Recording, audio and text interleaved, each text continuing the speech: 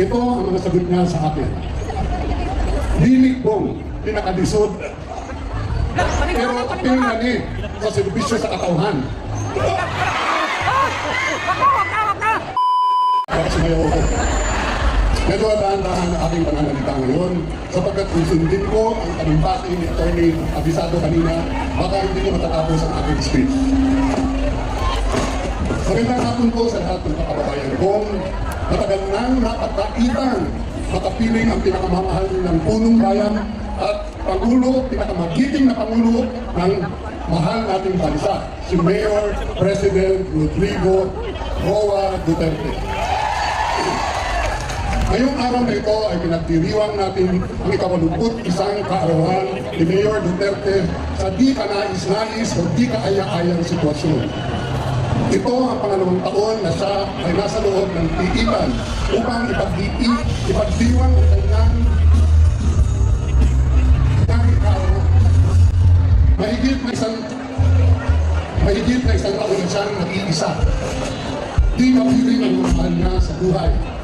Di mapiling ang isang payaman ng Pilipino. Pinagtaksilan at dinukot ng mga traidor nating mga kababayan. Labas ito sa kanyang kalooban at sa ating mga batas.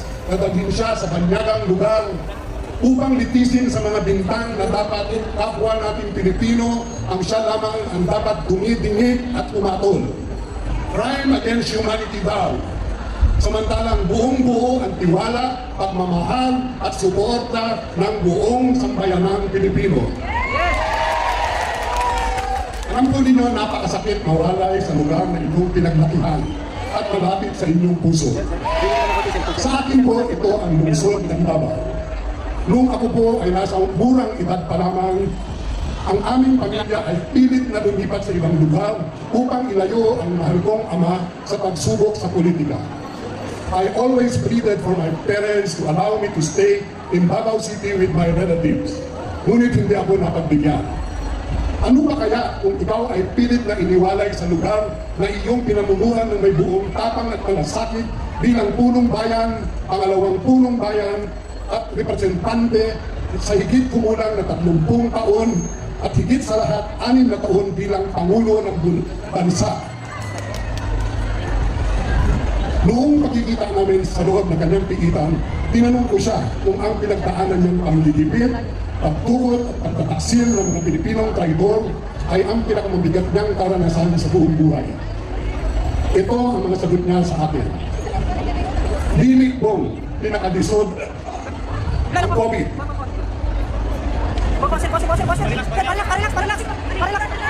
Dinig bong pinakadisod ang COVID.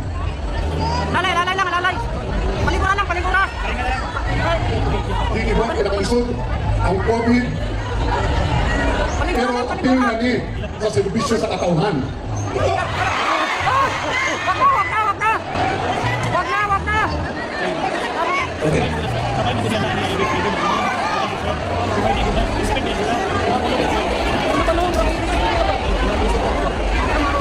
Parang kabilautan siya.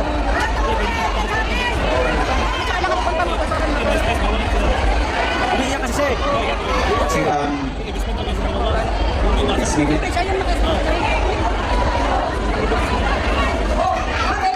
Medic please, medic please. Our representative sa mga 911 or Ayaw tapo kaya para makakuha ng hangin. Ayaw tapo kaya. Please give some way. Please give na magtapok. Para makagitawang tanong si Atty. He's okay. We just need some medical assistance for Atty. Miguel Leo.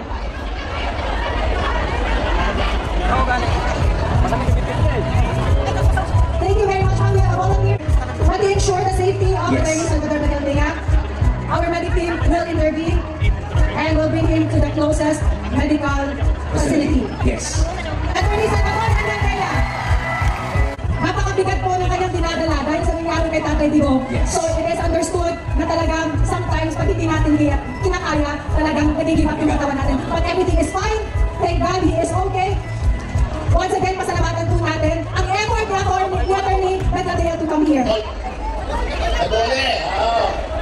Ako, giban ko na ako basa sa space.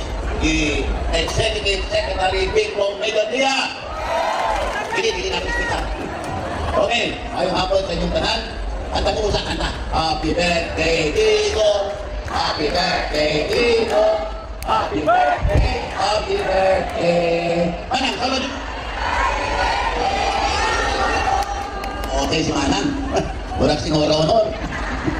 Kamang-kamang ko ng kasalukuyan pinagdaraanan ng ating krisis, si Mayor Duterte lamang ang siyang may kakayahang itawid ang sambayan ng Pilipino sa ginhawa tulad ng patawid niya sa atin noong panahon ng COVID crisis. Ayun mo, nakakalungkot at mag-iisang buwan ng pataas ang presyo ng bilihin.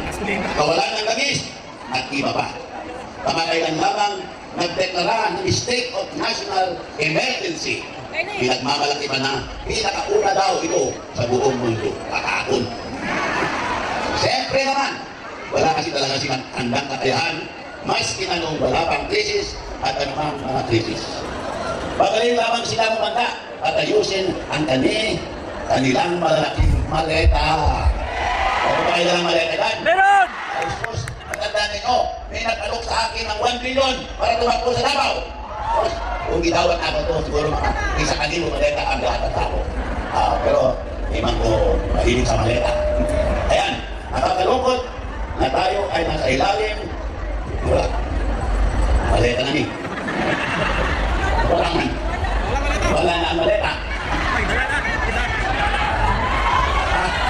Maleta. Wala man ang maleta.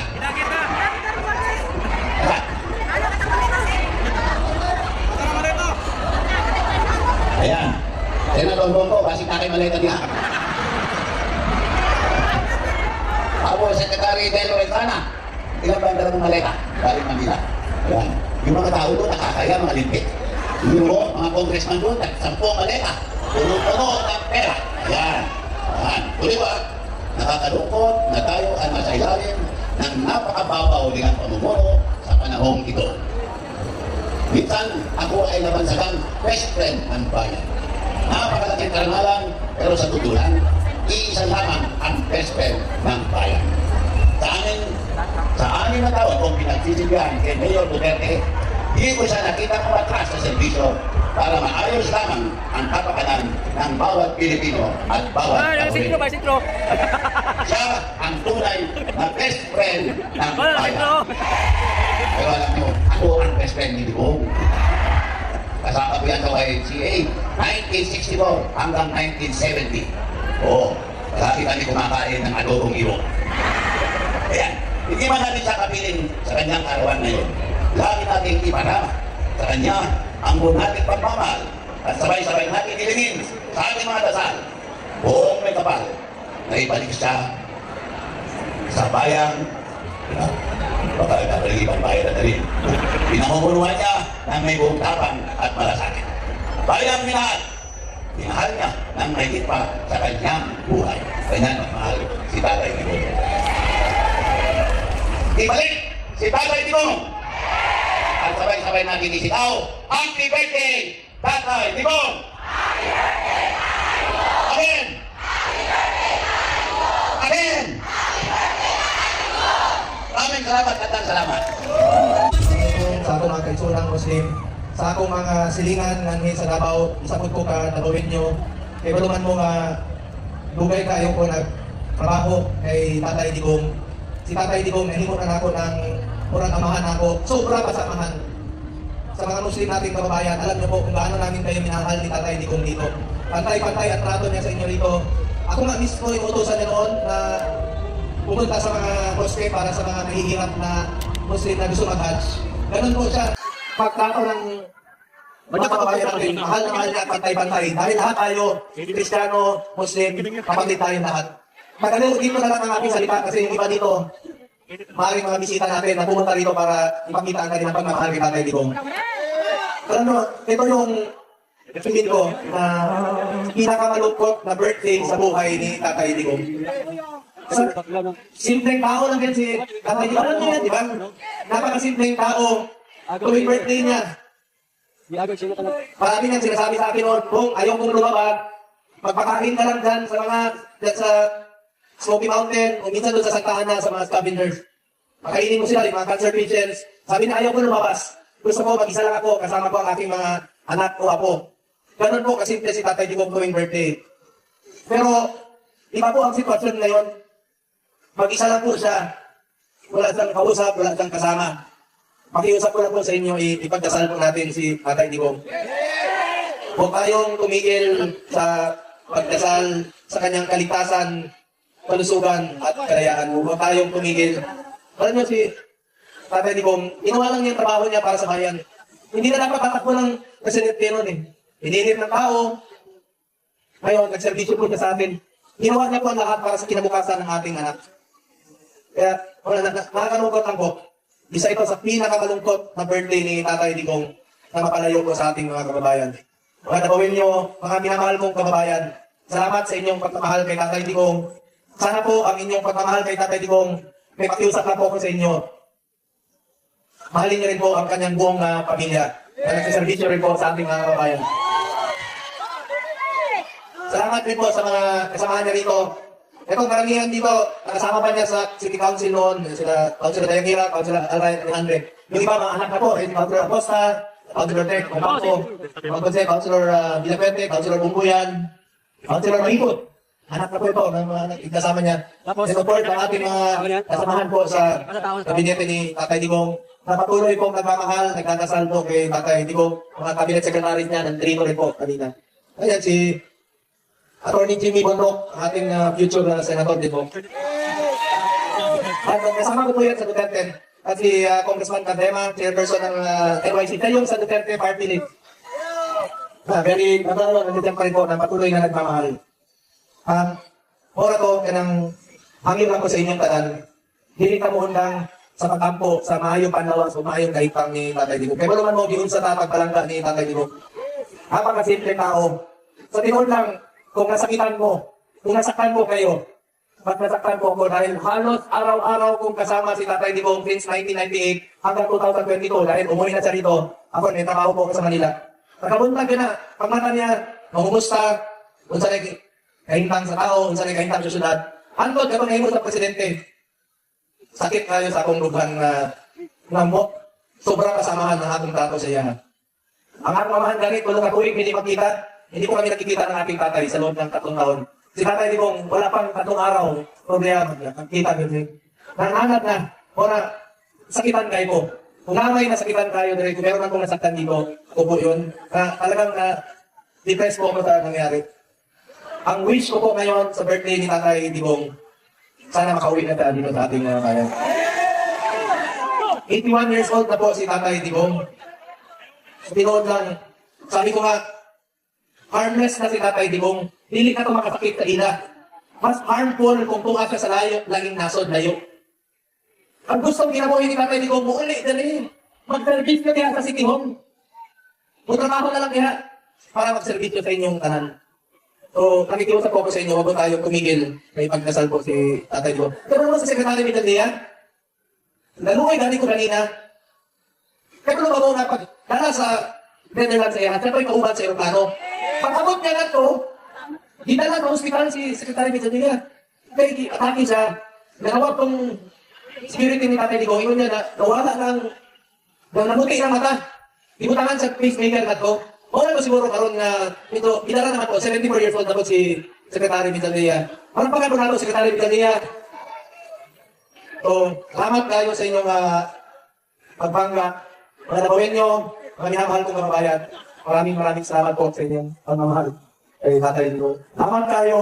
Pinakagwag mo ni Tatay Digong sa Tinoda. Duterte!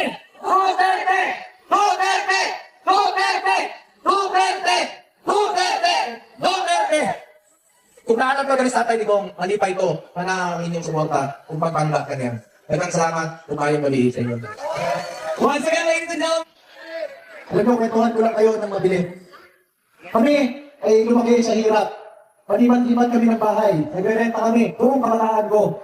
Tapos naging scholar ako sa UP, University of the Philippines. Tapos naging core commander ako ng ROTC sa UP Diliman.